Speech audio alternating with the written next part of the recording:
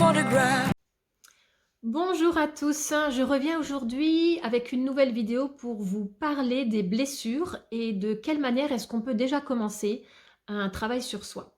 Donc je fais cette vidéo pour toutes les personnes qui ressentent le besoin de travailler sur eux et bien sûr pour les personnes qui sont en parcours de flammes jumelles, puisque dans ce parcours qui est un processus avant tout, un processus d'éveil, donc qui nous ramène à qui nous sommes véritablement, c'est un chemin intérieur. Et à la différence d'une âme qui n'a pas rencontré son jumeau dans cette incarnation, eh bien on est poussé à travailler sur soi. Parce qu'on perd très vite l'équilibre si on n'avance pas et si on ne fait pas de travail intérieur. Et si on ne le fait pas, on est tout le temps confronté, les événements reviennent tout le temps pour nous confronter aux mêmes choses, pour que les choses soient libérées, soient vues, observées et qu'on puisse s'en occuper. Donc, c'est pour ça que je fais cette vidéo, vraiment pour pouvoir vous donner quelques clés pour que vous puissiez faire voilà, essayer de faire ce chemin intérieur. Donc, vous avez déjà une bonne base, qui est le livre de Lise Bourbeau. Et dans son livre, en fait, elle va déjà vous expliquer le fonctionnement de l'être humain. Et comme ça, vous allez pouvoir en fait clairement identifier, enfin essayer en tout cas d'identifier quelles blessures vous portez et que vous puissiez déjà avoir la conscience et comprendre pourquoi est-ce que vous fonctionnez de telle et telle manière. Donc ça, c'est une base, donc ça s'appelle Les 5 blessures de l'âme de Lise Bourbeau pour ceux qui souhaiteraient acheter ce livre. Et donc ensuite, par rapport à ça, donc cette base qui vous permet de comprendre déjà un minimum de choses, eh bien, dans votre quotidien, ça va être ensuite à vous de pouvoir faire attention aux événements, aux personnes, aux choses qui vont déclencher quelque chose à l'intérieur de vous. Puisque quand quelque chose est touché, eh bien c'est le système d'alarme. Ça veut dire que là, il y a quelque chose à aller voir, il y a une blessure, il y a quelque chose qui mérite notre attention. Donc je vais vous donner un exemple pour ça. Alors, par exemple, vous êtes dans la rue, vous marchez, vous rencontrez une amie et elle va critiquer votre manière d'être habillée. Donc là, on va avoir deux cas de figure différents, deux personnes qui vont réagir différemment. Donc vous allez avoir la première personne qui va tout de suite mal le prendre. Donc soit qui va abréger la conversation parce qu'elle va se sentir très mal, elle aura été touchée à l'intérieur d'elle, ou elle pourra même être un peu agressive, en colère après la personne qui aura critiqué sa manière d'être habillée. Et elle va pouvoir, par exemple, se sentir mal toute la journée, ça va lui rester en tête, ça va lui créer un mal-être. Enfin, en tout cas, c'est quelque chose qui aura réagi à l'intérieur d'elle.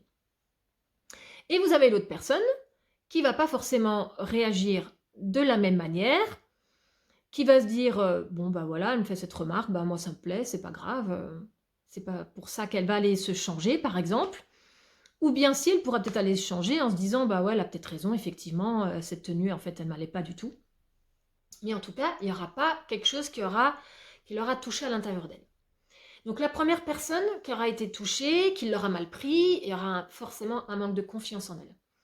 Et c'est là qu'il faut aller voir en soi, comprendre qu'est-ce qui fait qu'encore maintenant, on a ce manque de confiance en soi et que le regard que les autres portent sur nous a encore une telle importance.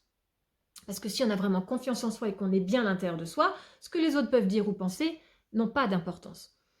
Donc, ça c'est un exemple vraiment pour comprendre qu'à chaque fois que vous avez quelque chose qui vous touche, qui a une réaction, eh bien c'est à ce moment-là qu'il faut se dire voilà, là j'ai été touchée, il y a quelque chose à aller voir. Et très souvent, c'est là que vous avez l'ego qui vient, qui rentre sur le devant de la scène par la colère ou par d'autres réactions, parce que du coup, il veut cacher une blessure, quelque chose que vous portez. Donc, quand ça vous arrive, c'est pas toujours facile de pouvoir le voir sur le moment même qu'on est dans une réaction.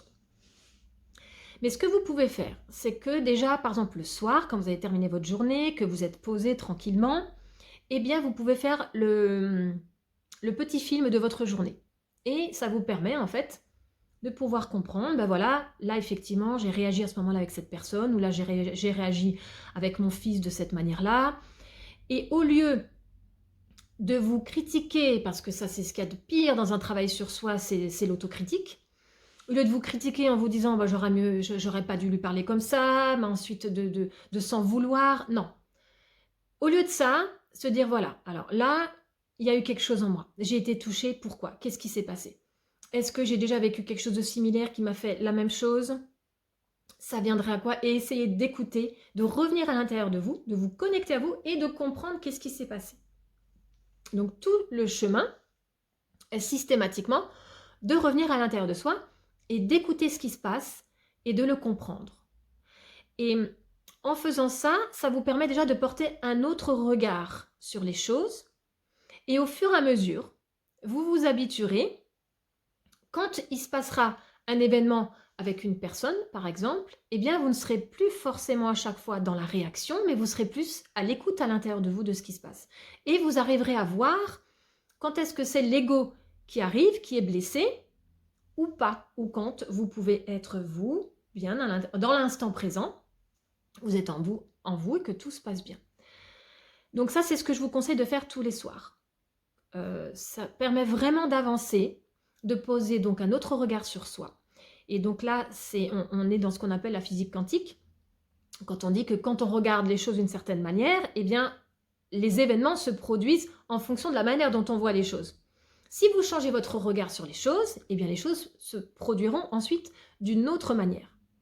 Donc c'est très important donc de pouvoir prêter attention à ce qui se passe à l'intérieur de soi et de porter surtout un regard bienveillant quand on travaille sur soi. C'est quelque chose qui n'est pas facile et il faut vraiment en avoir conscience et se porter beaucoup d'amour pour ce qu'on fait pour soi, pour travailler sur soi. Alors ensuite, il y a encore d'autres petites choses que vous pouvez faire. Donc par exemple, donc ça c'est pareil, c'est en lien avec les autres bien sûr. Dès qu'il y a quelque chose qui vous agace chez quelqu'un, quelque chose que vous ne supportez pas, eh bien dites-vous que c'est quelque chose que vous portez également en vous.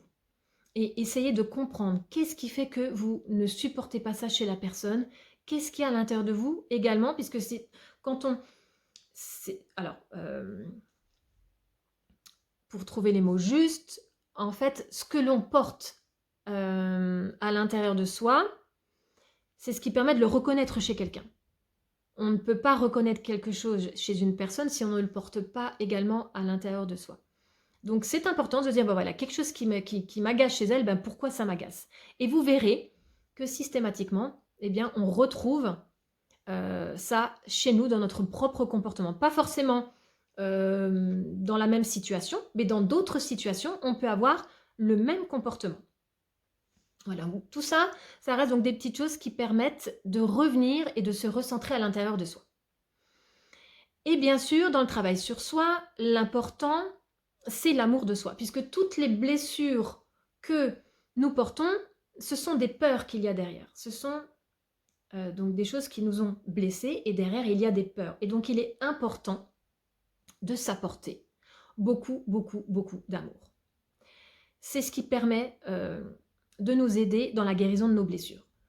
Donc, comment est-ce qu'on s'apporte de l'amour? Comment est-ce qu'on s'apporte à soi ce qu'on a besoin? Eh bien, déjà, c'est de s'écouter, de revenir à l'intérieur de soi. Donc, pareil, un autre exemple. Vous êtes fatigué, mais par contre, vous avez le ménage qui vous attend, il y a du linge à faire, il y a plein de choses à faire, mais vous sentez à l'intérieur de vous que vous êtes fatigué. Eh bien, s'écouter soi, c'est se dire, oui, là, je sens que je suis fatiguée. J'ai besoin de faire une pause pendant 15 minutes. Donc, je vais m'arrêter. Je vais prendre cette pause. Je vais me respecter, m'écouter et m'apporter ce que j'ai besoin. Et ce que j'ai besoin là, c'est moi qui me l'apporte. C'est du repos pendant un quart d'heure. Et ensuite, j'irai faire mon ménage. Et ça, on peut le mettre dans plein de choses. Si vous avez envie voilà, de vous prendre un thé, de vous poser maintenant pendant un quart d'heure parce que vraiment, voilà, faut stopper un peu, que vous avez la tête comme ça parce que vous n'arrêtez pas d'être dans le mental, et bien voilà, vous écoutez à l'intérieur, vous avez envie de vous poser avec une tisane, et bien vous vous posez avec une tisane. Et donc tout ça, c'est à chaque fois pour revenir à écouter ses propres besoins et s'apporter à soi ce qu'on a besoin. Comme ça, on n'a plus besoin de le chercher à l'extérieur. On n'a plus besoin de l'attendre aussi des autres. Et plus vous vous apportez de choses, plus vous prenez soin de vous, plus vous vous respectez, plus vous vous aimez et plus vous revenez à vous. Et plus vous vous écoutez et forcément vous êtes aussi dans l'instant présent. Du coup, vous n'êtes plus dans le mental.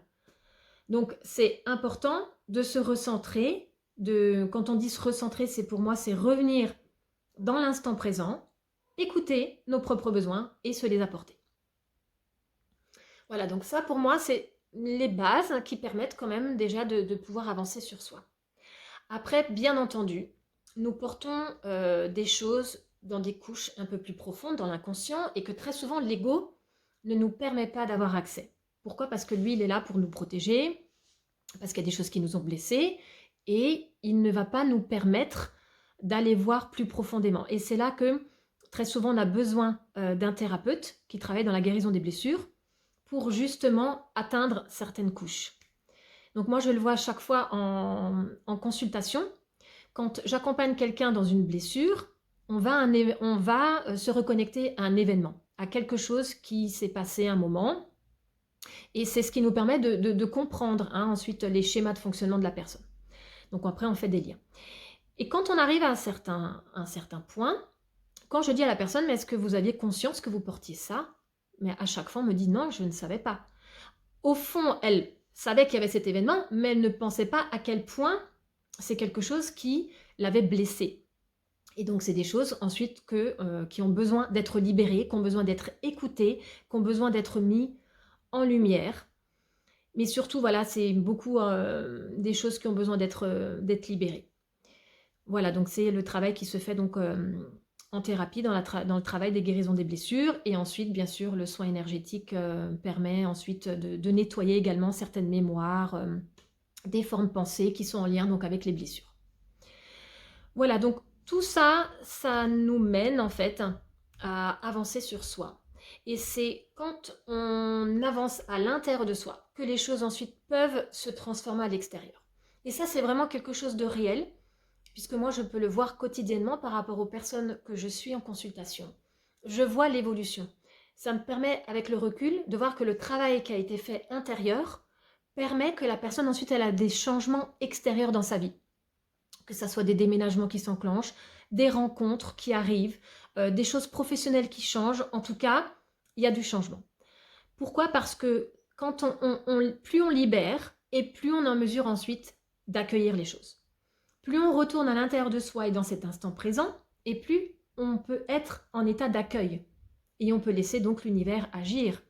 Et les choses peuvent forcément se mettre en place. Tant qu'on est dans les blessures, dans l'ego, on est dans le contrôle. Donc on est sur des vibrations qui sont plus basses. Et forcément, on ne peut pas être dans l'état d'accueil. Voilà.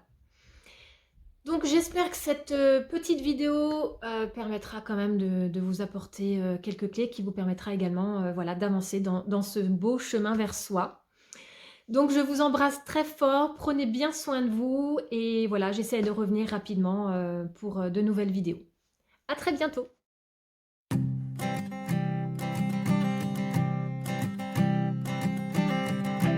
I keep a photograph in which we were in love, caught in your eyes, waiting for the sunrise.